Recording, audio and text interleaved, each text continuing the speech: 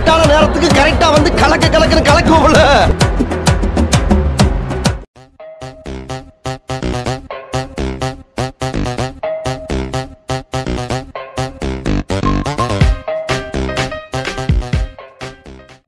Hi friends, welcome to அலும்புகள் vlogs.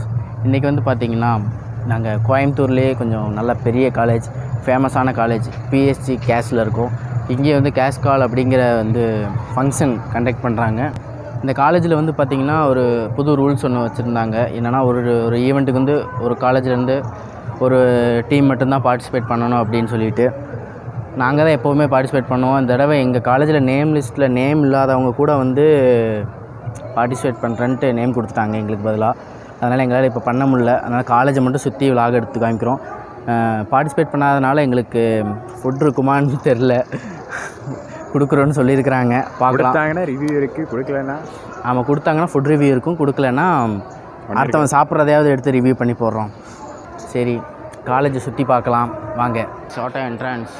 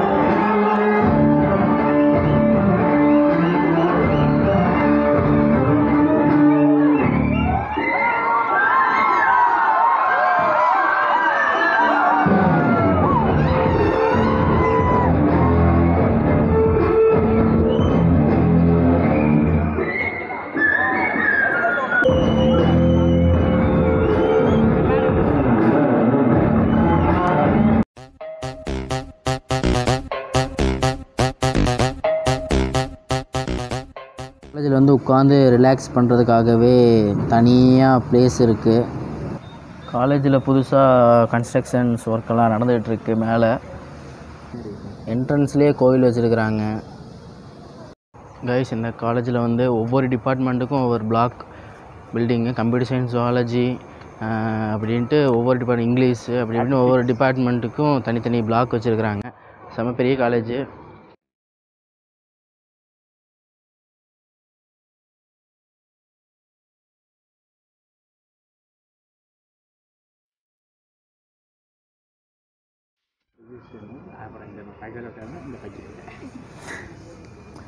இந்த காலேஜில் வந்து இந்த வருஷம் எங்களால் எந்த ஈவெண்ட்லேயும் பார்ட்டிசிபேட் பண்ண முடியல. இதுக்கெல்லாம் காரணம் அந்த காலேஜில் வச்சுருந்த அந்த ரெஜிஸ்ட்ரேஷன் ரூல் தான்.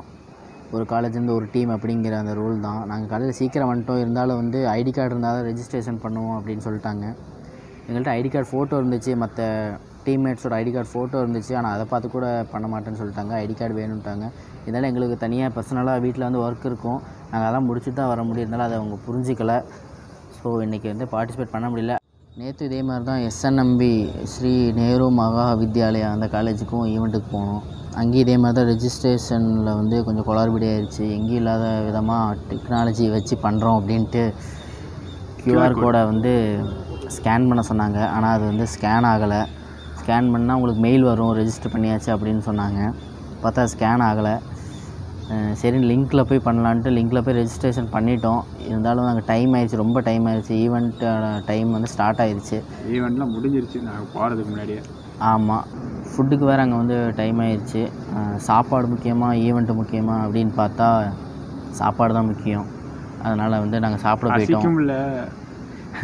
ஈவெண்ட்டில் எதுலேயுமே பார்ட்டிசிபேட் பண்ணல. அதனால் நேற்று மதியானமே சீக்கிரமாகவே கிளம்பிட்டோம். ரொம்ப தூரம் இருந்தாலும் வந்து சீக்கிரமாக 4 மணிக்கெலாம் வீட்டுக்கு வந்துட்டோம்.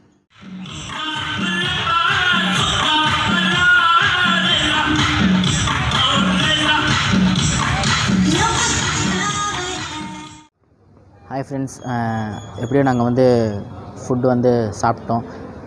லாஸ்ட் டைமில் எங்களுக்கு டோக்கன் தரமாட்டோம் அப்படின்னு சொல்லிட்டாங்க. ஏன்னா நாங்கள் வந்து எதுலேயுமே பார்ட்டிசிபேட் பண்ணலன்னா அந்த ஹால் வந்து ஃபுல்லாகிடுச்சு. நாங்கள் ரெஜிஸ்ட்ரேஷன் பண்ணிட்டோம், ஆனால் வந்து அந்த பார்ட்டிசிபேட் பண்ணுறதுக்கான அந்த ஐடி கார்டும் அந்த என்ன சொல்கிறது ஃபுட் டோக்கனும் எங்களுக்கு தரல.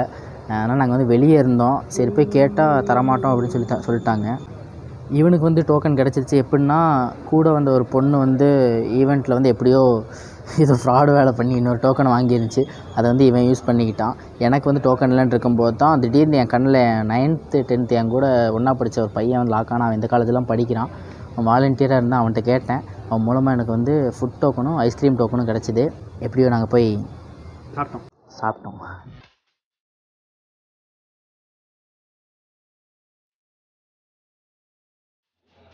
சாம்பார் சாதம், நான், அப்புறம் காலிஃப்ளவர் சில்லி, தயிர் சாதம். இது என்னடா இது? வெஜிடபிள் பிரியாணியா? குலோப் ஜாமுன். அருமை அருமை.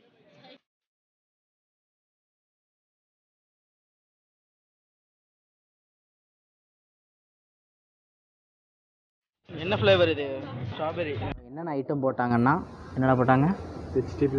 வெஜிடபிள் பிரியாணி, தயிர் சாதம், சாம்பார் சாதம், நான், பன்னீர் குழம்பு, அப்புறம் வந்து உருண்டை குழம்பு, ஊறுகாய், குலாப் ஜாமுன், அப்புறம் வந்து காலிஃப்ளவர் சில்லி, லாஸ்ட்டாக வந்து இது என்னடா இல்லைடா ஜூஸு, பைனாப்பிள் ஜூஸு.